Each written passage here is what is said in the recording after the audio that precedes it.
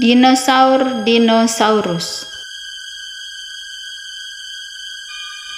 Dahulu kala, ada seekor induk iguanodon yang sedang menjaga telur-telurnya. Dengan hati berdebar-debar, induk iguanodon itu menunggu telur-telurnya menetas. Tiba-tiba, bumi berguncang. Geraman yang dahsyat terdengar memekakkan telinga. Seekor Carnotaurus raksasa muncul dari dalam hutan. Induk iguanodon berpaling dengan terkejut. Oviraptor yang sejak tadi mengintai segera mengambil sebutir telurnya. Tapi oviraptor yang lain mencoba merebut telur itu, sehingga keduanya lalu berkelahi. Telur iguanodon itu jatuh ke sungai dan terbawa arus menuju ke air terjun. Seekor pteranodon melihatnya dan dengan gesit menyambarnya. Namun ketika dia membawanya terbang melintasi lautan, telur itu terjatuh lagi. Telur itu melayang-layang di udara dan akhirnya mendarat di sebuah pohon yang tinggi di Pulau Lemur. 3 ekor lemur, yaitu Plio, Zini, dan Yar, mengamatinya dengan penuh ingin tahu. Telur itu berderak dan menetas. "Ayah, lihat," kata Plio kepada Yar. Diangkatnya bayi dinosaurus itu. "Plio, jangan!" seru Yar. "Makhluk itu berbahaya. Singkirkan dia jauh-jauh." Tetapi ketika melihat betapa lucunya bayi itu, Yar pun berubah pikiran. Bayi dinosaurus itu mereka pelihara dan mereka beri nama Aladar. Tetapi dalam sekejap, bayi itu bertumbuh menjadi lebih besar dari mereka. Kakinya sebesar batang pohon dan ekornya sepanjang mobil. Aladar menyayangi keluarga lemurnya, dan mereka juga menyayanginya. Namun kadang-kadang Aladar merasa sedih karena dia tak memiliki teman yang sama besar dengannya. Suatu malam, Aladar dan lemur-lemur sahabatnya melihat bola-bola api bertebaran di langit. "Apa itu?" tanya Suri putri Plio. "Aku tak tahu," jawab Aladar. Tapi dia merasa bahaya mengancam mereka. Sebuah bola api raksasa tiba-tiba menghantam bumi. Langit bagai terbakar. Sejenak, suasananya sunyi sepi. Kemudian Pulau Lemur mulai bergetar. Bara-bara api berjatuhan dari langit, menyebabkan pohon-pohon dan rerumputan terbakar. Lemur-lemur itu melompat ke punggung Aladar. "Lari, Aladar!" teriak Plio. Aladar berlari secepat-cepatnya, menghindari lidah-lidah api yang mengejar mereka. Sesampainya di tebing tinggi di ujung pulau itu, Aladar terpaksa melompat ke laut. Mereka tak bisa pergi kemana-mana lagi. Aladar berenang mengarungi laut yang bergelora sampai dia mencapai daratan. "Coba kita lihat tempat apa ini," katanya kepada sahabat-sahabatnya. Maka mereka pun berkelana di daerah tak dikenal itu. Hujan debu menerpa mereka ketika sekelompok dinosaurus lewat. Kron, pemimpin kelompok dinosaurus itu, mendorong Aladar ke samping. "Jangan menghalangi jalanku," bentaknya galak. "Aduh, hati-hati dong," tegur Nira, dinosaurus betina yang cantik. Ketika Aladar menabraknya, Aladar terbengong-bengong. Seumur hidupnya, baru kali ini dia berjumpa dengan makhluk-makhluk yang sejenis dengannya. Di belakang rombongan itu, 2 dinosaurus tua, Bailin dan Emma, berjalan tertatih-tatih. Emma menjelaskan pada Aladar bahwa kelompok dinosaurus itu sedang menuju tempat bertelur. "Kami hampir-hampir tak bisa mengikuti rombongan ini," keluh Bailin. "Mereka jalannya cepat sekali." Aladar bergegas menghampiri Kron yang memimpin barisan bersama adiknya Nira dan wakilnya Bruton. "Bisakah kalian berjalan lebih lambat sedikit?" pintanya. tapi Kron dan Bruton hanya tersenyum mengejek.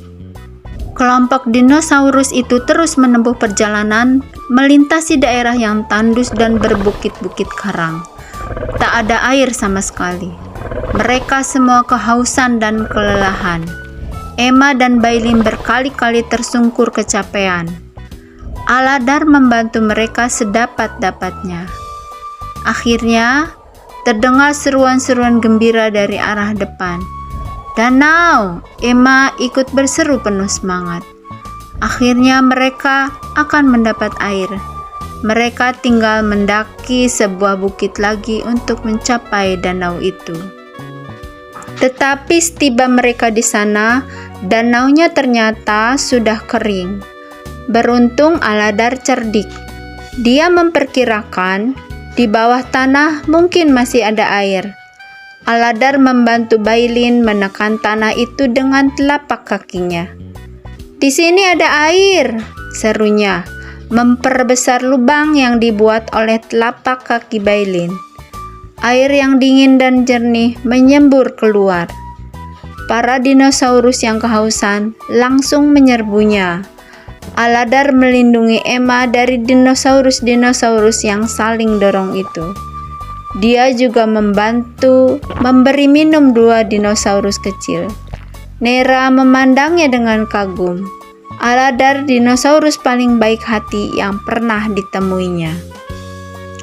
Bruton menghampiri Kron yang sedang mengawasi kelompoknya. "Aku diserang Carnotaurus," erang Bruton berjalan terpincang-pincang. "Siapkan barisan, kita berangkat sekarang," Kron segera memerintahkan. "Ayo," Aladar memberi semangat kepada teman-temannya. Ketika kelompok dinosaurus itu maju dengan kecepatan 2 kali lipat. Tetapi betapa keras pun mereka berusaha, Emma dan Bailin tetap saja ketinggalan. Tak lama kemudian hari menjadi gelap. Hujan lebat turun. 2 Carnotaurus mengintai Aladar dan teman-temannya, siap menerkam mereka. "Semuanya, cepat masuk ke gua itu," seru Aladar. Teman-temannya mematuhi perintahnya. Melihat Bruton yang terluka berjalan sendirian, Aladar segera membantunya masuk ke gua. Para dinosaurus itu berdesak-desakan di dalam gua, berharap mereka sudah aman. Namun kemudian, dengan geramannya mengerikan, kedua Carnotaurus menyerbu masuk. Bruton bertempur dengan gagah berani, tetapi dia tak mampu melawan kedua Carnotaurus yang ganas itu. Bruton terjajar ke tiang gua. Brak! Atap gua runtuh. Bruton dan seekor Carnotaurus yang menyerangnya terkubur di bawah tumpukan batu. Carnotaurus yang seekor lagi melarikan diri. Aladar dan teman-temannya selamat dari serangan Carnotaurus, tapi sekarang mereka terperangkap dalam gua. Aladar mengamati sekelilingnya. Dilihatnya secercah cahaya menyusup dari lubang kecil di ujung lain gua itu. Aladar, Bailin, dan Emma dengan sekuat tenaga mendorong dinding gua. Krak! Batu yang berat itu terguling, dan di depan mereka terbentang tempat bertelur.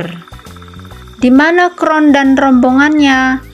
Aladar bertanya-tanya. Emma berseru kaget. Jalan masuk ke tempat bertelur telah terhalang gunung batu yang tinggi. "Biasanya kami kemari lewat jalan itu," kata Emma kepada Aladar. "Teman-teman kita tak mungkin bisa melewati gunung batu itu," kata Aladar khawatir. "Aku akan mencari mereka dan menunjukkan jalan masuk baru lewat gua ini." Ketika Aladar menemukan kelompok dinosaurus itu, dilihatnya Kron sedang memaksa anak buahnya memanjat gunung batu itu. Batu-batu karang yang mereka pijak berjatuhan, membahayakan nyawa mereka.